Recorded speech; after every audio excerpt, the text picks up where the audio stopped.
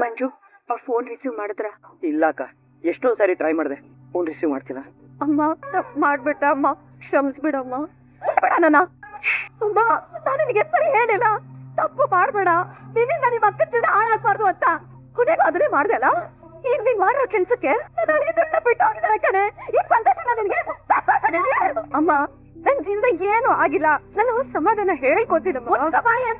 ಅವ್ರು ನಿನ್ನ ಕ್ಷಮಿಸಿದ್ರೆ ಅದು ಅವ್ರು ಒಳ್ಳೆತನ ಅಷ್ಟೇ.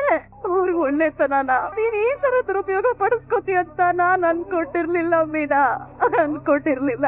ಅಂದ್ರೆ ಹಾಗೆ ನಾನು ನನ್ನ ಅಳಿನ ಮೋಸ ಮಾಡ್ಬಾರ್ದು ಅಂತ ಅನ್ಕೊಂಡೆ. ಹೆಂಡತಿಯಾಗಿ ಗಂಡನ್ ಮೋಸ ಮಾಡ್ಬಾರ್ದು ಅಂತ ನಿನಗನ್ನಿಸ್ಲಿಲ್ವೇನೆ? ನೀನ್ ಯಾರನ್ನಾದ್ರೂ ಮೋಸ ಮಾಡಿ ಗೆದ್ದಿದ್ಯಾ ಅಂತಂದ್ರೆ ಅದು ನಿನ್ ಬುದ್ಧಿವಂತಿಕೆ ಅಲ್ಲ ಕಣೆ, ನಿನ್ನ ಯೋಗ್ಯತೆನ ಮೀರಿ ಅವ್ರು ನಿನ್ನ ನಂಬಿದ್ರು ಅಂತ ಅರ್ಥ. ಕನಕ ಪ್ರೀತಿಸ್ದವನ್ಗೋಸ್ಕರ ಮೋಸ ಮಾಡಿದ್ಲು, ನೀನು ಪ್ರೀತಿ ಮಾಡ್ತಾ ಇರೋನ್ಗೆ ಮೋಸ ಮಾಡ್ಬಿಟ್ಟೆ. ಇದು ಸರಿನೇನೆ ಮೀನಾ? ಸರಿನಾ? ಇಡೀ ಮನೆ ಒಂದಾದ್ರು ಅವ್ರೊಬ್ಬರು ನಿನ್ ಪರವಾಗಿ ನಿಂತಿದ್ರು, ಅವ್ರನ್ನೇ ಎದುರು ಹಾಕೊಂಡಿದ್ಯಲ್ಲೇ. ಇನ್ನ ಮನೇಲಿ ಹೇಗೆ ಬದುಕ್ತೀಯ ನೀನು ಮೀನಾ? ತಂಗಿ ಬದುಕನ್ನ ಸರಿ ಮಾಡಿ ನಿನ್ನ ಬದುಕನ್ನ ತ್ಯಾಗ ಮಾಡ್ಕೊಳ್ಳೋದಕ್ಕೆ ನೀನೇನ್ ದೊಡ್ಡ ಇದ? ಆ ಹೆಣ್ಮಗು ಜೀವನ ಹಾಳಾಗ್ತಿದ್ಯಲ್ಲ ಅಂತ ನಾನಿಷ್ಟು ದಿನ ಕೊರಗ್ತಿದ್ದೆ. ಈಗ ಈ ಹೆಣ್ಮಗಳ ಜೀವನ ಬೀದಿಗೆ ಬರ್ತಲ್ಲ ಅಂತ ಗೋಳಾಡೋ ಹಾಗೆ ಮಾಡ್ಬಿಟ್ಟಿಲ್ಲೇ. ಇದು ತ್ಯಾಗನಾ? ಇದು ಸಾಧನೆನಾ? ಅಥವಾ ಇದಕ್ಕೆ ಜವಾಬ್ದಾರಿಯನ್ನು ನಾಮಕರಣನಾ? ಅಮ್ಮ, ಇದ್ರಲ್ಲಿ ನೀನು ಹಾಕೋ ತಪ್ಪೇನು ಇಲ್ಲ ಅಮ್ಮ. ಇಲ್ಲ ಇಲ್ಲ, ಇದ್ರಲ್ಲಿ ಎಲ್ಲ ಇವಳದೆ ತಪ್ಪು. ಇವಳು ಬದುಕನ್ನ ನೋಡಿರೋಳು, ಬದುಕ್ತಾ ಇರೋಳು, ಸೂರ್ಯನೇ ಬದುಕು ಅಂತ ತಿಳ್ಕೊಂಡಿರೋಳು. ಇವಳೇ ನನ್ನ ಬದುಕು ಅಂತ ನನ್ನ ಅಡಿಯನ್ನು ನಂಬಿಸಿರೋಳು. ನೀನ್ ಇವತ್ತಲ್ಲ ನಾಳೆ ಮನೆ ಬಿಟ್ಟು ಹೋಗ್ಬೇಕಾದೋಡೆ ಕಣೆ. ಆದ್ರೆ ಇವಳು ಮನೆಗ್ ಬರೋಂತವಳಲ್ಲ, ಗಂಡನ್ ಮನೇಲಿ ಇರ್ಬೇಕಾಗಿರೋಳು. ನೀನಾ ನೀವಿಬ್ಬರನ್ನ ಎತ್ತಿರೋ ತಾಯಿ ನಾನೇನೋ ಬದುಕಿದ್ದೀನಿ ಕಣೆ. ನನ್ ಒಂದು ಮಾತು ಹೇಳ್ಬೇಕು ಅಂತ ಅನಿಸ್ಲಿಲ್ವಾ? ನಾನು ಸತ್ತೋಗಿದ್ದೀನ. ಅಮ್ಮ ಅಮ್ಮ, ನೀನ್ ಟೆನ್ಷನ್ ಆಗ್ಬೇಡ ಅಮ್ಮ. ಯಾಕಕ್ಕ ಹೀಗೆಲ್ಲ ಮಾಡ್ದೆ? ನನಗ್ ಬೇರೆ ಸರಿ ಗೊತ್ತಾಗ್ಲಿಲ್ಲ ಮಂಜು. ಹಿಂಗ್ ಇವಳು ಕೋಪದಲ್ಲಿ ಕನಕಿಗೆ ಬೇರೆ ಹುಡುಗನ ನೋಡ್ತಾ ಇದ್ರು. ಅರುಣ್ ಅವರಪ್ಪನು ಅವ್ರಿಗೆ ಬೇರೆ ಹುಡುಗರು ಹುಡುಕ್ತಾ ಇದಾರೆ ಅಂತ ಹೇಳಿದ್ರು. ನಮ್ ಕನಕ ಅರುಣ್ ಮೇಲೆ ಪ್ರಾಣನೇ ಹಿಡ್ಕೊಂಡಿದ್ಲು. ಅಪ್ಪ ಇದ್ದಿದ್ರೆ ಅವ್ರು ನನ್ಗೆ ಅರುಣ್ ಜೊತೆ ಮದುವೆ ಮಾಡ್ತಾ ಇದ್ರು.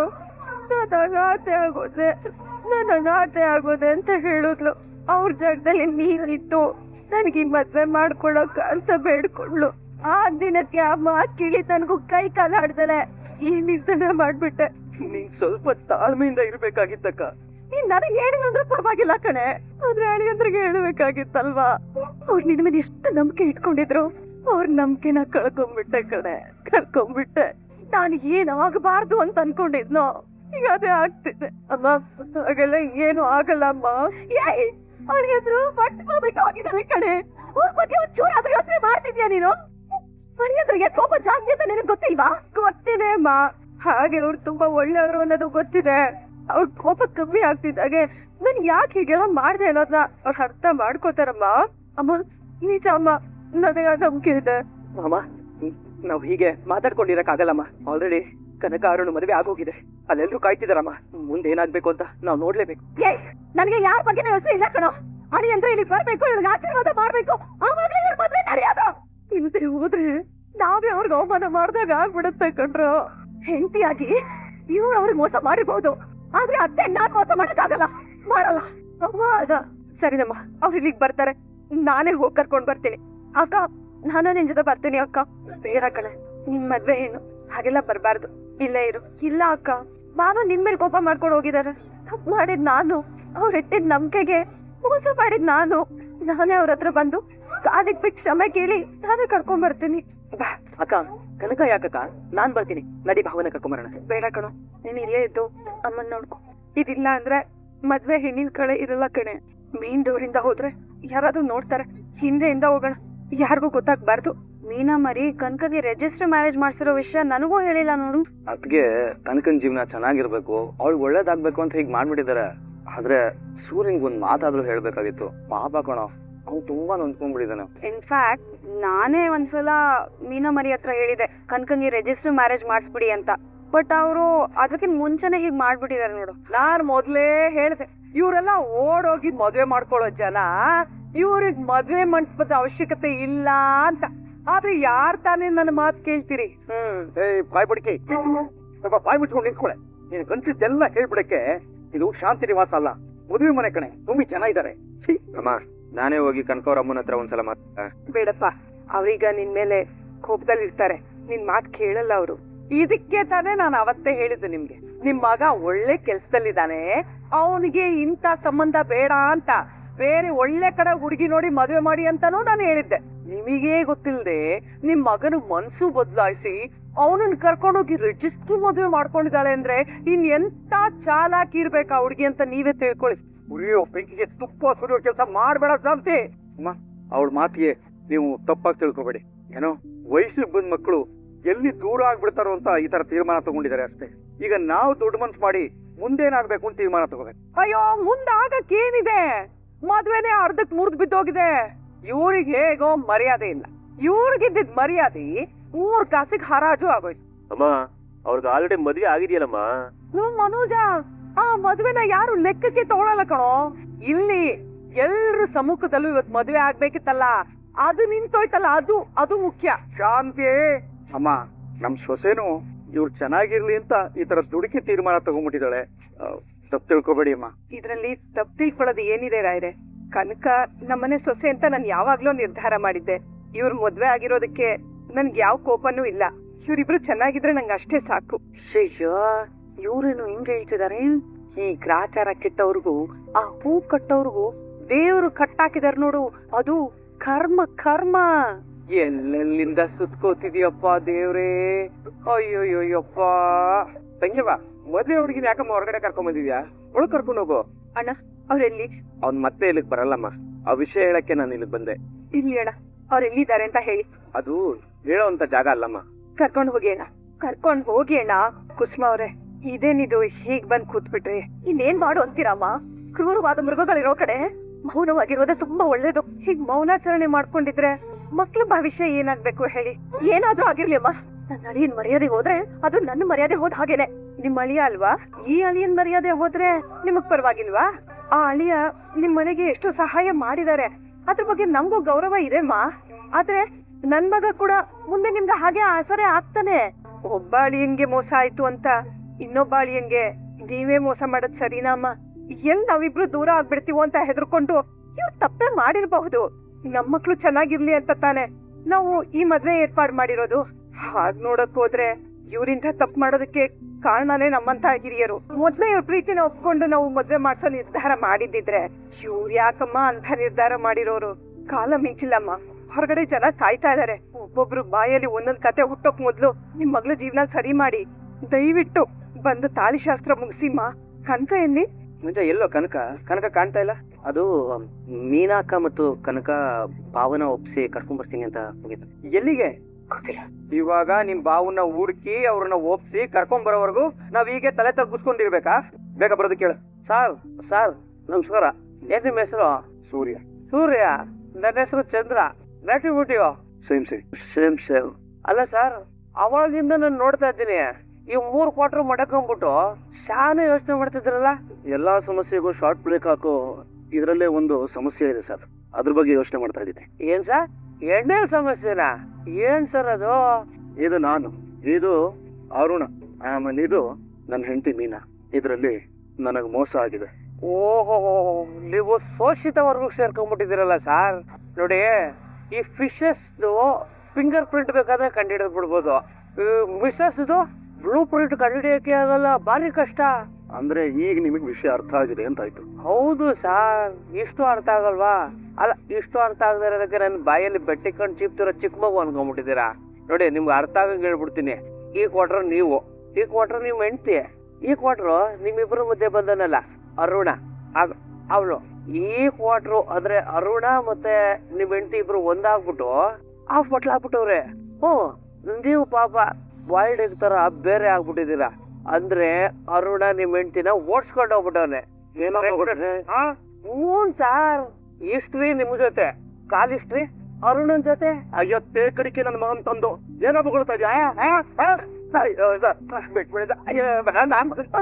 ಬಿಟ್ಬಿಡಿ ಸರ್, ಕಾಲ್ ಪ್ರಾಬ್ಲಮ್ ಏನು ಅಂತ ಕೇಳಿದ್ರೆ ನಾನು ಹೆಂಡತಿ ಕ್ಯಾರೆಕ್ಟರ್ ಸರ್ಟಿಫಿಕೇಟ್ ಕೊಡ್ತಾ ಇದ್ಯಾ? ಇದು ಬಿಡ್ತಾ ಅಂದ್ರೆ ನನಗೊಂದ್ರೆ ಬೆಂಕಿ ಕಣವಳು. ನಾನು ಹೆಂಡತಿ ಕ್ಯಾರೆಕ್ಟರ್ ಬಗ್ಗೆ ಏನಾದ್ರು ಮಾತಾಡಿದ್ರೆ ಹಂಗೆ ಕೇಳ್ಕೊಂಡು ಕೆಮ್ಮನ್ ತಿಂದ್ಬಿಡ್ತೀನಿ. ಅದಕ್ಕೆ ಲೋಫರ್ ನನ್ನ ಮಗನ್ ತಂದು ಎಗರ್ಕೊಳ್ಳೋದ್ರಿಂದ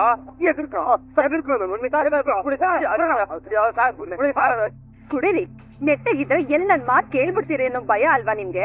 ಕುಡ್ದಂಗ್ ಎಷ್ಟು ನಮ್ಗೆ ಇಂತ ಮಾಡ್ಬೇಕು ಅಂತ ಅನ್ಕೊಂಡಿದೀರಾ? ಮಾಡ್ರಿ. ಕುಡಿಯೋ ಹೋಗಿದ್ರೆ ಆಗ್ಲೇ ಕುಡಿತಾ ಇದ್ದೆ. ಆದ್ರೆ ಏನ್ ಮಾಡೋದು, ನನ್ನ ಮಗ ಯಾವ್ದೇ ಕಾರಣಕ್ಕೂ ಮದುವೆ ನಡೆಯೋದಿನ ಕುಡಿಯಲ್ಲ ಅಂತ ನಮ್ಮ ಪಿತಾಜನಕ ಮಾತು ಕೊಟ್ಬಿಟ್ಟಿದ್ದಾರೆ. ಹೆಂಡತಿ ಗಂಡನ ಮಾತಿಗೆ ಬೆಲೆ ಕೊಡದೇ ಇರಬಹುದು, ಆದ್ರೆ ಒಬ್ಬ ಒಳ್ಳೆ ಮಗ ತಂದೆ ಕೊಟ್ಟಿರೋ ಮಾತಿಗೆ ಯಾವ್ದೇ ಕಾರಣಕ್ಕೂ ಬೆಲೆ ಕೊಟ್ಟೇ ಕೊಡ್ತಾನೆ.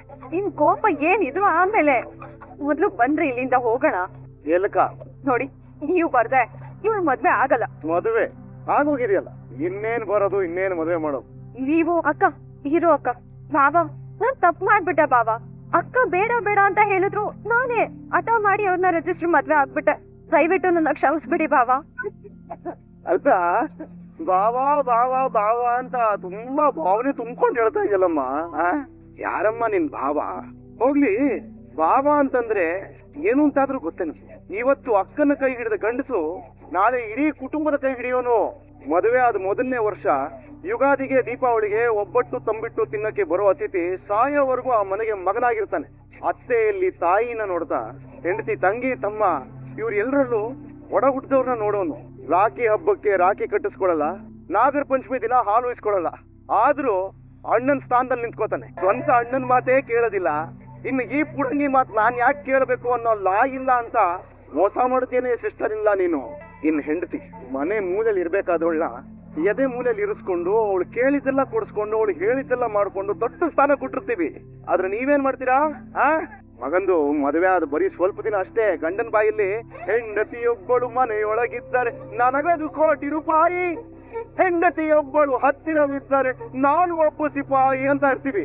ಸ್ವಲ್ಪ ದಿನ ಅಷ್ಟೇ, ಆಮೇಲೆ ಕೇಳು, ಸಂಸಾರದಲ್ಲಿ ರಾಜಕೀಯ, ನಾನು ನನ್ನ ಮನೆಯಲ್ಲೇ ಪರಕೀಯ ಆಗೋಗ್ತೀನಿ. ಅದು ಏನು ಜಾದು ಇಟ್ಕೊಂಡಿದಿರೋ ಅಮ್ಮಂದಿರ, ನಿಮ್ ಬಾಳ ಮೇಲೆ ಅದು ಏನು ನೇತಾಕ್ಬೇಕೋ ಗೊತ್ತಾಗ್ತಾ ಇಲ್ಲ. ಋಷಿ ಮುನಿಗಳು, ಸ್ವಾಮಿಗಳು, ಸಂತರು ಎಲ್ರು ನಾರಾಯಣನ ಹುಡುಕಾಡಿದ್ರು. ಆದ್ರೆ ನಾರಾಯಣ ಲಕ್ಷ್ಮೀನ್ ಹುಡ್ಕೊಂಡು ಇಲ್ಲಿಗೆ ಬಂದು ಕಲ್ಲಾಗಿ ನಿಂತ್ಬಿಟ್ಟ. ಎಲ್ರು ಪ್ರಾಣ ತೆಗೆಯೋ ಕಾಲಭೈರವ ಹೆಂಡತಿಗೆ ಅಪಾಯ ಆದ ತಕ್ಷಣ ಅವನ ದೇಹನೇ ಕೊಟ್ಟು ಅರ್ಧನಾರೀಶ್ವರ ಆಗೋದ. ಹೆಂಡತಿ ಅಂದ್ರೆ ಸಾಕು, ಸರ್ವಸ್ವನೂ ತ್ಯಾಗ ಮಾಡೋನೆ ಕಣೆ. ಗಂಡ ಅಂದ್ರೆ ತಿಂತಾನೋ ಕುಡಿತಾನೋ, ಬೆವತು ನಾಗೋಗ್ತಾನೋ, ಸ್ವರ್ಗಿ ಸುಣ್ಣಾಗೋಗ್ತಾನೋ, ಒಟ್ಟಲ್ಲಿ ತ್ಯಾಗ ಅಂತೂ ಮಾಡ್ತಾನೆ. ಆದ್ರೆ ಅದೇ ಹೆಂಡತಿ ತನ್ನಾಸೆಗೋಸ್ಕರ ಗಂಡನ್ನೇ ತ್ಯಾಗ ಮಾಡ್ಬಿಟ್ಟಾಗ ಆಗ ಅವನಿಗಾಗೋ ನೋವಿದೆಯಲ್ಲ, ಬಡಿ ಮಗಂದು ಬದುಕಿದ್ದು ಸತ್ತಂಗೆ. ಸರಿ, ನೀವೇ ಮೋಸ ಮಾಡ್ಬೇಕು ಅನ್ನೋ ಉದ್ದೇಶ ನನ್ಗಿರ್ಲಿಲ್ಲ. ಆದ್ರೂ ಮಾಡಿದ್ಯಾ? ಸುಳ್ಳು ಶಿರೋಮಣಿ ತಂದು ಕಟ್ಗೆ ಇಟ್ಗೆ ಏನಾದ್ರೆ ಸಿಕ್ಕಿದ್ರೆ ಬೈತಲೆ ಜಾಗ್ತಲೆ ತಗಡ ಹಾಕ್ಬಿಡ್ತಾ ಇದ್ದೆ ನಾನು. ಬಂದ ದಾರಿಗೆ ಸುಂಕವಿಲ್ಲ ಅಂತ ಬಂದ ದಾರಿಲೇ ವಾಪಸ್ ಹೊಂಟೋಗ್ಬಿಟ್ರೆ ಸರಿ, ಇಲ್ಲ ಅಂತಂದ್ರೆ ನಾನು ಏನ್ ಮಾಡ್ತೀನೋ ಮಗನ್ ನನಗೆ ಗೊತ್ತಿಲ್ಲ. ನೀವು ನನ್ ಪ್ರಾಣ ತೆಗೆದ್ರು ಸರಿ, ನೀವಿಲ್ದೆ ನಾನು ಇಲ್ಲಿಂದ ಹೋಗಲ್ಲ. ನನ್ ಮದ್ವೆ ನಿಂತೋದ್ರೂ ಪರವಾಗಿಲ್ಲ ಬಾವ, ನೀವಿಲ್ದೆ ನಿಮ್ ಆಶೀರ್ವಾದ ಇಲ್ದೆ ನನ್ ಮದ್ವೆ ಆಗಲ್ಲ.